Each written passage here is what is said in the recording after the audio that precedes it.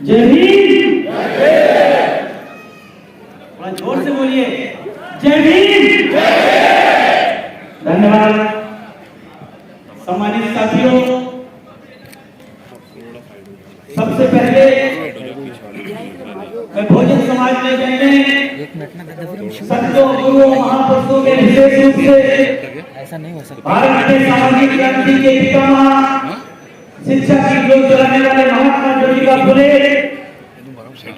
बहुजनों के आदर्श और भारत के आरक्षण के जनक कुंभी राजा राजऋषि छत्रपति साहू जी महाराज, सही मायने में शोषकों की लड़ाई को पूरे भारतवर्ष में कामयाब बनाने वाले भारतीय संविधान के निर्माता विश्व रत्न पूर्व सत्य बाबा साहब डॉक्टर भीमराव अम्बेडकर और उनके बाद इन महापुरुषों के पवित्र कारवां को भारत की बदली हुई परिस्थितियों में एक नई दिशा देने वाले वामसेन पीएसओ और बहुजन समाज पार्टी के संस्थापक, इस सदी के महानायक माननीय श्री कांशीराम साहब के चरणों में श्रद्धा समर्पित करते हुए मैं बहुजन समाज पार्टी की राष्ट्रीय अध्यक्ष, आबादी के हिसाब से देश के सबसे बड़े सूबे उत्तर प्रदेश की चार बार लोकप्रिय, न्यायप्रिय, जनप्रिय मुख्यमंत्री रही, संसद की सेवनी परम आदरणीय बहन कुमारी मायावती जी को अपना आदर्श और प्रेरणास्रोत मानते हुए उन्हें अपने हृदय की गहराइयों से कोटि कोटि आभार व्यक्त करता हूं कि उन्होंने मुझ जैसे एक साधारण से कार्यकर्ता को न सिर्फ उत्तर प्रदेश के उच्च सदन में भेजने का काम किया, बल्कि देश के सर्वोच्च सदन राज्यसभा में बोलने और बैठने का अवसर प्रदान किया। आज नागपुर की इस पवित्र दीक्षा भूमि में विदर्भा जोन के कार्यकर्ताओं को संबोधित करने आए इस कार्यक्रम के मुख्य अतिथि बहुजन समाज पार्टी के राष्ट्रीय उपाध्यक्ष और बहुजन समाज पार्टी के सही मायने में हम सबको दिशा निर्देश देने वाले श्री आनंद कुमार जी मंचासी, बहुजन समाज पार्टी के केंद्र की ओर से लगाए गए महाराष्ट्र प्रदेश के कोऑर्डिनेटर युवा साथी भाई भीम सिंह जी, प्रदेश अध्यक्ष एडवोकेट संदीप ताजने जी, आज के कार्यक्रम का सफल संचालन कर रहे और महाराष्ट्र प्रदेश के state coordinator advocate Shri Dongre ji, general secretary Jaykar ji और हमारे तमाम सम्मानित साथी जो मंचासी हैं हमारे बीच में, हमारे भिक्षुक मौजूद हैं। मैं आप सबका बड़ी संख्या में उपस्थित हमारी माताएं बहनें, मैं आप सबका अपने हृदय की गहराइयों से हार्दिक स्वागत, अभिनंदन और वंदन करता हूं। साथियों, मैं अपनी बात रखने से पहले मैं आप लोगों को ये बता देना चाहता हूं कि आज के इस कार्यक्रम में बहुजन समाज पार्टी के नेशनल कोऑर्डिनेटर, युवा दिलों की धड़कन, युवाओं के प्रेरणा स्रोत श्री आकाश आनंद जी को मुख्य मार्गदर्शक रूप में आना था और हमारे बीच में राष्ट्रीय उपाध्यक्ष जी को मुख्य अतिथि रूप में उपस्थित होना था, लेकिन वायरल फीवर होने की वजह से आज हमारे बीच में आकाश आनंद जी नहीं आ पाए। लेकिन आगे जो महाराष्ट्र प्रदेश सहित और अन्य प्रदेशों में जो उनके कार्यक्रम लगे हैं वो उनके आगे के जारी रहेंगे और आप लोगों के बीच में जल्द ही विदर्भा की दूसरी मीटिंग में श्री आकाश आनंद जी आप लोगों के बीच में उपस्थित होंगे। साथियों,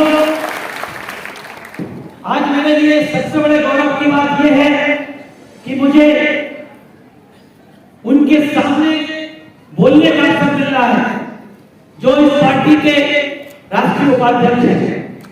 कहने को आपको लगता है कि वो राष्ट्रीय उपाध्यक्ष है, लेकिन सही मायने में वो बहुजन समाज पार्टी के एक बहुत मजबूत पिलर, बहुत मजबूत कार्यकर्ता है। वो क्यों मजबूत कार्यकर्ता है साथियों, मैं इसलिए आपको बताना चाहता हूं कि आदरणीय बहन जी ने अपने मसीहा, अपने मेंटर, अपने गुरु मानवर कांशीराम साहब की राह पर चलने का काम किया। जिस तरह से इस बहुजन समाज के मूवमेंट को बहुजन समाज पार्टी के संस्थापक और जन्मदाता माननीय श्री कांशीराम साहब ने जब ये देखा, जब वो पहली बार महाराष्ट्र की पूना की धरती पर जब बाबा साहब की जयंती, बुद्ध जयंती की छुट्टी को लेकर के विवाद हुआ और उसके बाद उन्होंने आरबीआई ने जब काम शुरू किया था, लेकिन उन्होंने देखा कि बहुत जल्दी आरबीआई ने बाबा साहब के परिनिर्वाण के बाद मात्र कुछ वर्षों के बाद ही वो कई पार्ट में बंट गई थी, कोई उसका नेतृत्व करने वाला नहीं था। तो उन्हें इस बात का एहसास हुआ कि बाबा साहब के परिनिर्वाण के बाद इस बहुजन समाज के आंदोलन को गति देने के लिए, उनके आंदोलन को आगे ले जाने के लिए कोई भी व्यक्ति, कोई भी उनका उत्तराधिकारी या कोई भी उनका लेफ्टिनेंट आगे नहीं आया, कोई भी अपने परिवार का त्याग करने के लिए आगे नहीं आया। और यही कारण था कि जो 108 वर्ष लंबा संघर्ष था, जो फुले साहू अम्बेडकर से होते हुए बाबा साहब के 6 दिसंबर परिनिर्वाण दिवस तक का जो 108 वर्ष लंबा संघर्ष था, वो बाबा साहब के परिनिर्वाण के चंद वर्षों के बाद ही साथियों जमीन दोष होने लगा था। माननीय कांशीराम साहब ने उससे लेसन लिया, इसलिए उन्होंने ऐसा नहीं था कि बाबा साहब ने अपने जीते की अपने लेफ्टिनेंटों को तैयार नहीं किया था, लेकिन क्योंकि बाबा साहब को समय नहीं मिला कि वो किसी को अपना एक सही उत्तराधिकारी चुन सके, इसलिए उस बात को सबक लेकर के हमारे मसीहा और बहुजन समाज पार्टी के संस्थापक, इस सदी के महानायक माननीय श्री कांशीराम साहब ने उस बात से सबक लेकर के अपने जीते जी माननीय कांशीराम साहब ने कई लोगों को तैयार करने का काम किया, कई लोगों को तैयार करने का काम किया। लेकिन जो लोग, बहुत लोगों को जब तैयार किया, बहुत लोगों को जिम्मेदारी देने का काम किया, कोऑर्डिनेटर बनाने का काम किया, जनरल सेक्रेटरी बनाने का काम किया, लेकिन माननीय कांशीराम साहब के जैसा वो चाहते थे उस पर खड़ा उतरने का काम बहुजन समाज पार्टी की वर्तमान राष्ट्रीय अध्यक्ष, उत्तर प्रदेश की 4 बार मुख्यमंत्री आदरणीय बहन कुमारी मायावती जी खड़ी उतरी, आदरणीय बहन जी से खड़ी उतरी। और खड़े उतरने के कारण माननीय साहब ने 2001 में, हम सब लोग जानते हैं, लखनऊ में गोमती नदी के किनारे लाखों की संख्या में आदरणीय बहन जी को अपना एकमात्र उत्तराधिकारी घोषित करने का काम किया था, एकमात्र उत्तराधिकारी घोषित करने का काम किया था। और आदरणीय बहन जी ने अपने मसीहा, अपने मेंटर, अपने गुरु को इस बात का आश्वासन दिया था कि हम आपके इस कार्यक्रम को, आपने जो मुझ पर भरोसा जताया है, उसको अपनी अंतिम सांस तक, मंजिले महसूस तक पहुंचाने के लिए हम संघर्ष करते रहेंगे। और साथियों, वो बात उन्होंने सही साबित करके दिखाया है। बाबा साहब के परिनिर्वाण, माननीय साहब के परिनिर्वाण के बाद 2006 में 9 अक्टूबर 2006 को परिनिर्वाण के बाद उन्होंने वो जिम्मेदारी निभाने का काम किया जो इतिहास में शायद किसी महिला ने निभाने का काम नहीं किया, कि अपने गुरु को मुखाग्नि देकर के सम्मान देने का काम किया साथियों। और उसका परिणाम निकला कि उनके परिनिर्वाण के बाद भी ये पार्टी साथियों आगे बढ़ती रही और देश की तीसरी बड़ी राष्ट्रीय पार्टी साथियों बनी, देश की तीसरी बड़ी पार्टी बनी। माननीय बहन जी ने भी अपने नेता से, अपने गुरु से सबक लेकर के, बाबा साहब के उस आंदोलन से सबक लेकर के अपने साथ, अपने समय उन्होंने देश के तमाम युवाओं को, देश के तमाम जो पार्टी के नेता थे उनको भी बढ़ाने का काम किया, तमाम लोगों को बढ़ाने का काम किया, तमाम को राष्ट्रीय उपाध्यक्ष बनाने का काम किया, कई राष्ट्रीय उपाध्यक्ष बनाए। लेकिन समय समय पे आपने देखा कि जितने भी राष्ट्रीय उपाध्यक्ष बनाए गए वो आदरणीय बहन जी के, माननीय कांशीराम साहब के उस आंदोलन के ऊपर खड़े नहीं उतरे। तब बहुजन समाज पार्टी के कई वरिष्ठ साथियों ने आदरणीय बहन जी से विनम्र निवेदन किया कि बहन जी, आपने बहुत लोगों को देखा, कई लोगों को राष्ट्रीय उपाध्यक्ष बनाया, लेकिन सभी लोग निजी स्वार्थ के खातिर पार्टी को आगे गति देने का काम नहीं किया। तब सब लोगों के निवेदन के बाद, हालांकि उस समय भी श्री आनंद कुमार जी जो हमारे वर्तमान राष्ट्रीय उपाध्यक्ष हैं, वो उस समय भी पार्टी की गतिविधियों को बढ़ाने के लिए रात दिन संघर्ष कर रहे थे। यहाँ तक कि जब आदरणीय बहन जी की तबीयत खराब हुई, बहन जी का जब हीमोग्लोबिन 6 ग्राम रह गया था, उस समय अपना खून देने का काम भी हमारे राष्ट्रीय उपाध्यक्ष श्री आनंद कुमार जी ने देने का काम किया था। और साथियों उसके बाद भी बहन जी ने उनको कोई भी जिम्मेदारी देने का काम नहीं किया। लेकिन जब देखा कि तमाम लोगों को उपाध्यक्ष बनाया लेकिन वो खड़े नहीं उतरे, तब तमाम बड़े साथियों के निवेदन के बाद बहन जी ने श्री आनंद कुमार जी को राष्ट्रीय उपाध्यक्ष बनाने का काम किया, राष्ट्रीय उपाध्यक्ष बनाने का काम किया।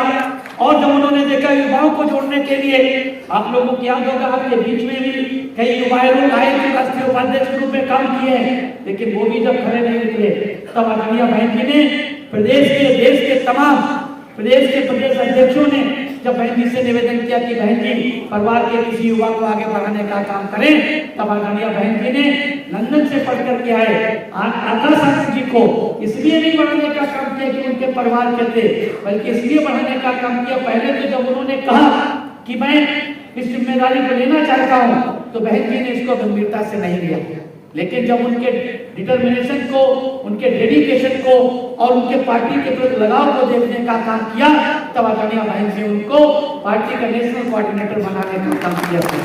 और जैसा कि आप लोग जानते हैं, आज की तारीख में श्री आकाश आनंद जी आज पूरे देश में बहुजन समाज के ही नहीं बल्कि भारतीय राजनीति के युवाओं के प्रेरणा स्रोत है। जितने भी भारतीय राजनीति के युवा हैं उनमें साथियों श्री आकाश आनंद जी हम सबकी प्रेरणा स्रोत है, हमारे युवाओं की प्रेरणा स्रोत है।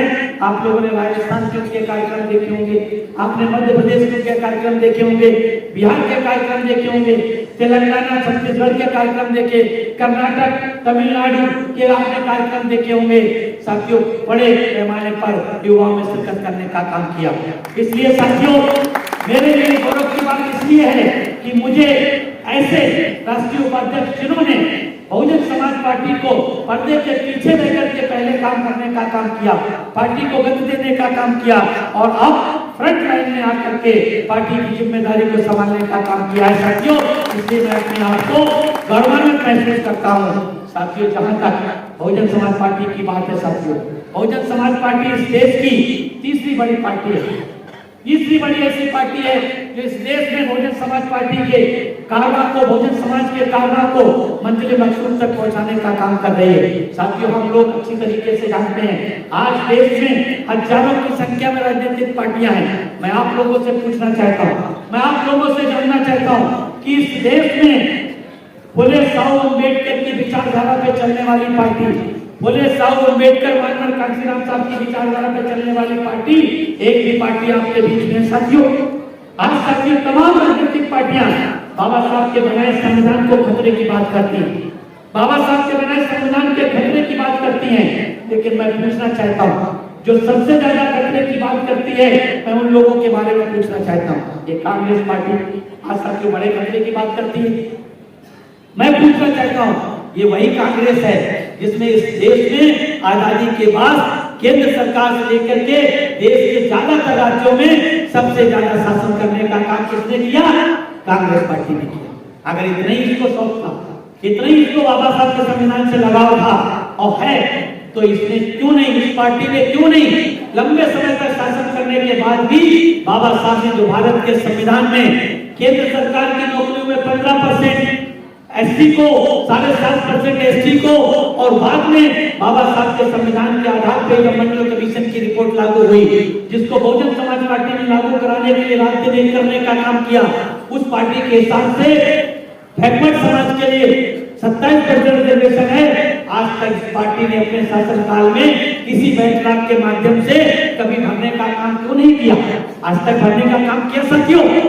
आपके महाराष्ट्र में आज किसी भी सरकार ने, चाहे वो भारतीय जनता पार्टी और शिवसेना की सरकार रही हो, चाहे कांग्रेस एनसीपी और शिवसेना की सरकार रही हो, या फिर वर्तमान की भारतीय जनता पार्टी और द्वितीय शिवसेना की सरकार हो, क्या किसी पार्टी ने एक भी पोस्ट बैकलॉग के नाम पे भरने का काम किया एससी एसटी ओबीसी की?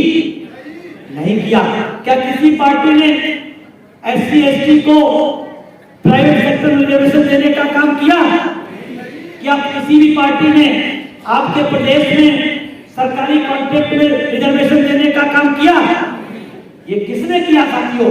ये सिर्फ और सिर्फ अगर इस देश में किसी ने किया है तो साथियों इस देश के सबसे बड़े सूबे में शासन करने वाली एक दो बार नहीं 4 बार शासन करने वाली संसद की शेरनी आदरणीय बहन जी ने अपने शासनकाल में करने का काम किया।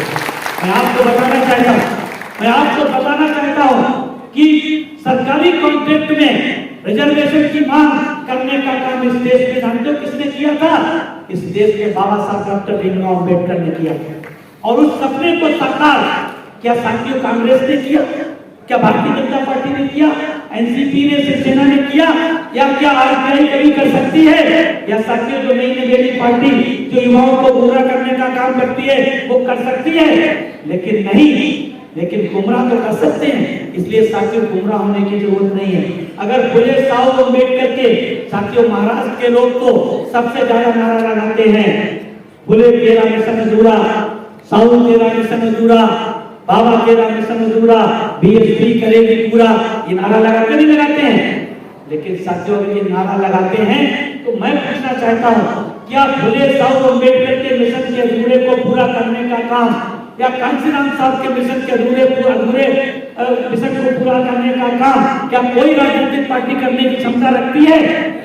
अगर रखती है तो केवल और केवल एक पार्टी है, वो है साथियों बहुजन समाज पार्टी, जो देश की तीसरी बड़ी राजनीतिक पार्टी है। इसलिए साथियों हमें गुमराह होने की जरूरत नहीं है। हमें साथियों उत्तर प्रदेश में आदरणीय बहन जी के 4 बार के शासनकाल की सरकारों को देख लेना चाहिए। इसलिए देख लेना चाहिए क्योंकि साथियों हमने अच्छी तरीके से देखा है आदरणीय बहन जी ने अपनी 4 बार की सरकार में एससी, एसटी, ओबीसी के साथ साथ रिलीजियस माइनॉरिटी, धार्मिक अल्पसंख्यकों के लिए भी नीतियां बनाने का काम किया।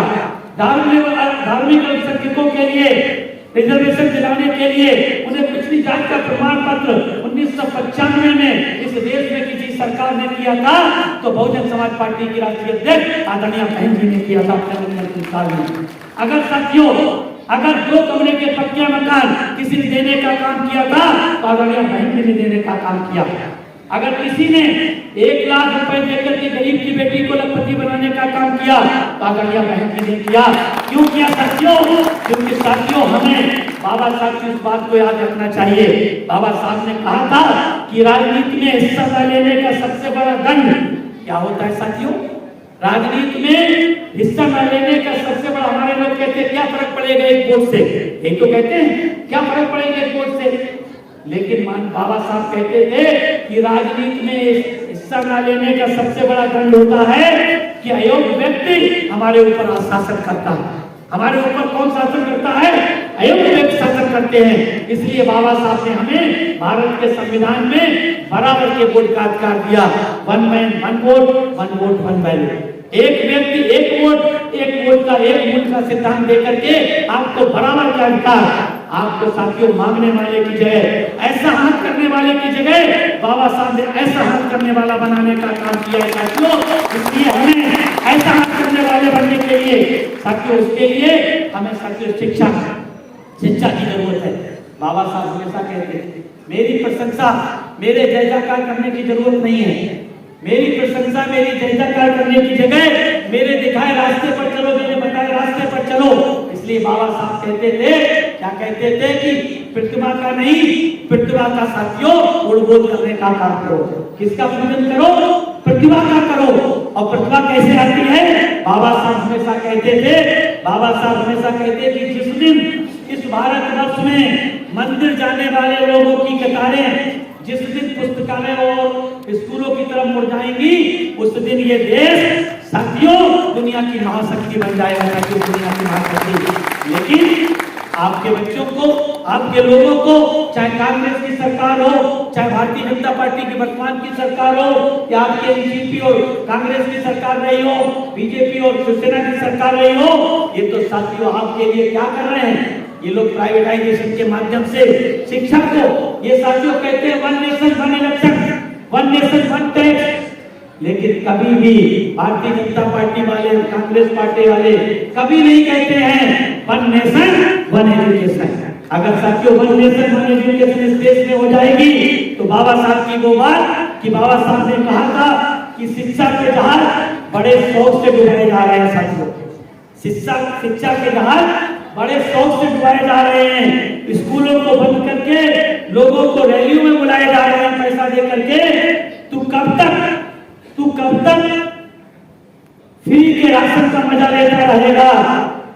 तेरे बच्चों को जिस्म से नहीं दिमाग से अपाहिज बनाए जा रहे हैं, दिमाग से।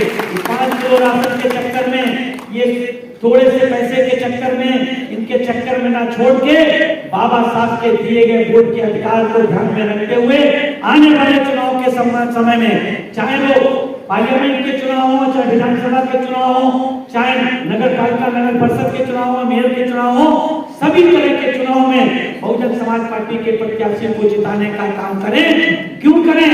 क्योंकि बाबा साहब ने कहा था, मानवर साहब ने बाबा साहब की बात को दोहराते हुए कहा था, बराबर के वोट के अधिकार को ध्यान में रखते हुए, कि बहुजन समाज पार्टी के प्रत्याशी को वोट देने का मतलब बहुजन समाज पार्टी के प्रत्याशी को जिताना और हराना नहीं, बल्कि बहुजन समाज पार्टी के प्रत्याशी को वोट देने का मतलब हमें अपने मसीहा बाबा साहब डॉक्टर अम्बेडकर को सही साबित करना है, जिन्होंने कहा था जिस दिन हमारे लोग वोट की ताकत को समझेंगे वो इस देश के हुक्मरान समाज बनेंगे। क्योंकि साथियों, आप लोगों को पता होगा, बाबा साहब ने कहा था कि जिस दिन हमारे लोग हमारे वोट की ताकत को समझेंगे, हमारे वोट को लूटने और बिकने से रोक लेंगे, उस दिन वो इस देश के हुक्मरान समाज बन जाएंगे। साथियों, अगर हुक्मरान समाज बनना है उत्तर प्रदेश की तरह, आपको महाराष्ट्र में हुक्मरान समाज बनना है उत्तर प्रदेश की तरह, आपको शासनकर्ता जमात बनना है उत्तर प्रदेश की तरह, आपको मांगने वाले की जगह देने वाला बनना है। साथियों, अगर हमें आरक्षण मांगने की जरूरत कब पड़ती है? जब साथियों हम देने वाले नहीं बनते। उत्तर प्रदेश में बहन जी देने वाले बने। उत्तर प्रदेश में बहन जी ने माइनॉरिटी के बैकवर्ड क्लास के लोगों को आरक्षण देने के लिए पिछड़ी जात का प्रमाण पत्र जारी किया। उत्तर प्रदेश में बहन जी ने बैकलॉग के माध्यम से भर्तियां करने का काम किया, क्योंकि बहन जी उत्तर प्रदेश की शासक थी। इसलिए साथियों, जब तक हम पूर्ण बहुमत के साथ अपनी शासक नहीं बना सकते हैं, तब तक हमें एक काम करना पड़ेगा। माननीय कांशीराम साहब कहा करते थे, जब तक हम राजनीतिक ताकत बराबर की ताकत नहीं ला सकते हैं, तब तक हम कम से कम पॉलिटिकल क्लाउड तो तैयार करें, राजनीतिक शक्ति तो तैयार करें। इसलिए राजनीतिक शक्ति तैयार करना है कि नहीं करना साथियों? महाराष्ट्र में अगर राजनीतिक शक्ति तैयार करना है तो एक बार माननीय कांशीराम साहब के सम्मान में जोरदार नारा लगाइए, जोरदार नारा लगाइए, माननीय कांशीराम साहब अमर रहे, कांशीराम साहब अमर रहे।